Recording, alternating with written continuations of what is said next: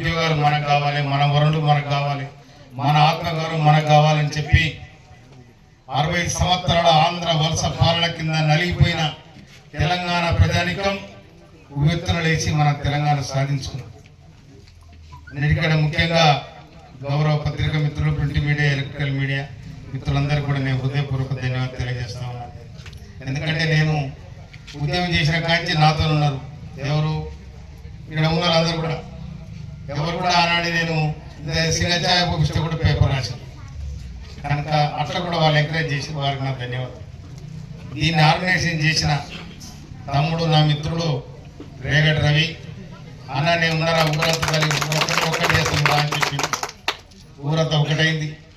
చాలా సంతోషం.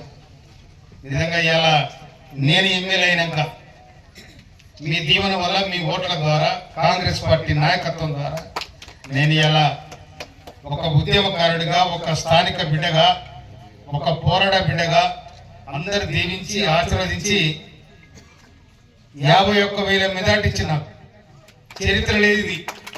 51,000 మెజార్టీ. పోయిన పిల్లగాడు 2 సార్లు గెలిచాడు. వాడు ఏం చేసాడు, మొత్తం ఈ రోడ్ల మీద కంకర,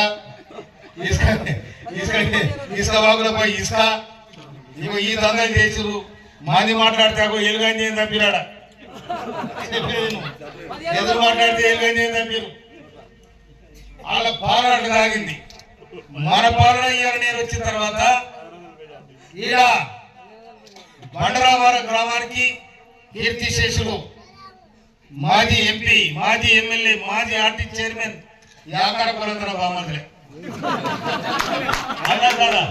వాళ్ళందరూ పోయినారు, బామర్దులు పోయినారు. మిమ్మల్ని బామర్దులు అదృష్టం కూడా రావాలి. కానీ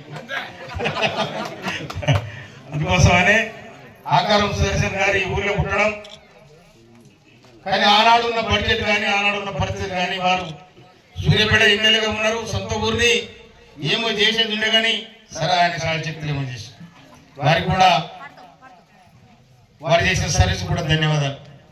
నేను ఎమ్మెల్యే అయిన తర్వాత ఈ ఊరికి రుణమాఫీ కావచ్చు, రైతు భరోసా కావచ్చు, రకరకాల స్కీముల ద్వారా 4,52,857 రూపాయలు ఈ ఊరికి వచ్చింది. రుణమాఫీ జరిగింది, రైతు బంధు జరిగింది, సన్న బియ్యం ఇచ్చినాం. మొన్ననే 14 తారీఖున, పోయిన నెల 14 తారీఖు నాడు రాష్ట్ర ముఖ్యమంత్రి వర్యుడు రేవంత్ రెడ్డి గారు తుంగతుర్తి నియోజకవర్గం తిరుణగిరిలో బహిరంగ సభ పెట్టి రాష్ట్ర వ్యాప్తంగా ఈ రేషన్ కార్డుల పంపిణీ జరిగింది. అదొక్కడే కాకుండా సామాజికంగా బీసీలకు 42% ఇవ్వాలని కూడా ఇవాళ వాళ్ళు కొట్లాడుతూ ఉన్నారు. అదేవిధంగా 40 ఏళ్ళుగా కొట్లాడుతున్న ఎస్సీ వర్గీకరణ కూడా చేసి వేయడం జరిగింది. పిల్లలు హాస్టల్ పిల్లలు చదువుకుంటారు, వాళ్ళందరూ కూడా 40% మెచ్చార్జీలు పెంచారు. 300% ఆడపిల్లలకు కాస్మెటిక్ ఛార్జీలు పెంచారు. కనుక ఈ ప్రభుత్వం ఇందిరమ్మ రాజ్యంలో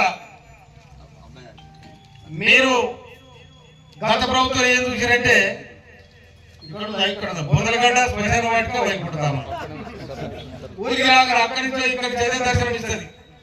కానీ ఎలా రేవంత్ రెడ్డి గారి ప్రభుత్వంలో, రేవంత్ రెడ్డి గారి నాయకత్వంలో ఇందిరమ్మ రాజ్యంలో దాదాపు ఈ ఊరికి ఇప్పటికి 20 ఇల్లు 12 వచ్చినాక 20 ఇంకా మొత్తం నేను తప్పకుండా నేను చెప్పిన ఇల్లు కూడా ఇస్తాను కూడా మీకు మాట ఇస్తాను. ఒక్క ఇంటికి 5 లక్షలు. ఆ బోధనగాడికి ఏం చేయలే. బోధనగాడు కట్టుకుని బోధన పడిపోయింది. టీఆర్ఎస్ అనే ఒక పార్టీ ఉండే, టీఆర్ఎస్ తెలంగాణ రాష్ట్రం ఉండే, కానీ దాన్ని బీఆర్ఎస్ గా మార్చుకున్నాం. బీఆర్ఎస్ అంటే బోధనగడ పార్టీ అయిపోయింది. బోధనగడ పార్టీ అయిపోయింది. బోధనగడ వాళ్ళ సిగ్గులు ఒక శ్రీరామ కథలు ఇప్పుడు ఒక కథ కాదు. ఈ ఎన్నికల పంచాయతీ ఉన్నది. చెల్లెక్కుతుంటే అన్న గుంచుతుండు, అన్న ఎక్కుతుంటే బాగా గుంచుతుండు. ఇద్దరు కలిసి ఆ కేసీఆర్ మేడ చుట్టుకోరు. అందరు కలిసి అది ఉండదో పోయిందో కూడా చాలా కష్టం. అందుకోసమనే ఏనాడైతే ప్రజలు కొట్లాడి, విద్యార్థులు అమరై, వేలాది మంది అమరై తెలంగాణ రాష్ట్రాన్ని సాధించుకొని మీ చేతులు పెడితే మీ చేసిన పనిటికి నీ కళ్ళ ముందే కాళేశ్వరం కట్టిండ్రు. కాళేశ్వరం నీ కళ్ళ మీద కూలిపోయింది. కాళేశ్వరం ప్రాజెక్టు లక్షల కోట్లు పెట్టి కట్టే నీ కళ్ళ ముందే కూలిపోయింది నేరమైంది ఇంత పెద్ద బుర్రపడేది.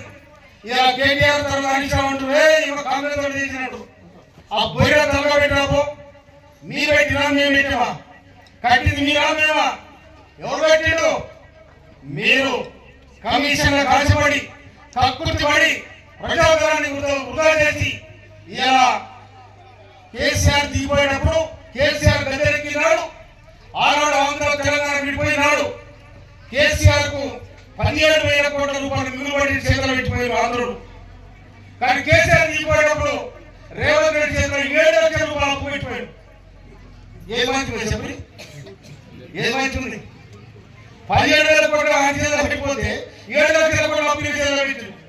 అయినా కూడా దేనికి కనబడకుండా ఇవాళ సన్న బియ్యం స్థానం ఒక్క సన్న బియ్యం కిలో ధర 49 రూపాయల 11 పైసలు కొంటున్నాం. కొని ప్రతి మనిషి 6 కిలోల బియ్యం ఇస్తాము. 6 కిలోల బియ్యం వేయడానికి హక్కుదారుగా రేషన్ కార్డు ఇవాళ మన తుంగతుర్తిలో పెట్టి ముఖ్యమంత్రి గారు వారి స్వస్థానం నుంచి మనకి ఇవ్వడం జరిగింది. అందుకోసమని ఈ జిల్లాకు సంబంధించిన గౌరవనీయులు ఉత్తమ్ కుమార్ రెడ్డి గారు, వెంకరెడ్డి గారు వారి నాయకత్వంలో ఇవాళ నేను ఇక్కడ ఎమ్మెల్యేగా అయినా. నేను ఈ ఊరు నేను తిరగని ఊరు లేదు, నేను నడవని రోడ్డు లేదు, నా చెమట సుక్క కారని ఉద్యోగం లేదు. అందుకోసమని నన్ను కూడా అనే మంగళ సభలు మంచోడ వాడు ఉద్యోగం కాడరా చేద్దామని చెప్పి లైన్ వేడి గుర్తే నీ వాళ్ళ భక్తులు కూడా పోయినారు. చిన్న కాదు 70 ఇప్పగల వరకు కూడా పడిపోయింది.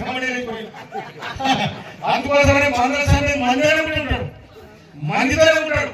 ఎందుకంటే ప్రతి ఊళ్ళో నాకు తోక చుట్టము మంచి చుట్టము అందరూ ఒక్కడు ఆ ఇంటి వరకు ఒక నీళ్ళని ఇస్తాడు ఏ లేకుండా. కనుక ఊరంతా నా బలగమే, ఈ నియోజకవర్గం అంతా నా బలగమే. ఇవాళ ఇక్కడ గౌరవనీయులు దామోదర్ రెడ్డి గారు, నరసింహులు గారు చాలా మంది ఎమ్మెల్యేలకు పోటీ చేశారు. ఇది 3 జిల్లాలకు సంబంధించినది ఈ నియోజకవర్గం.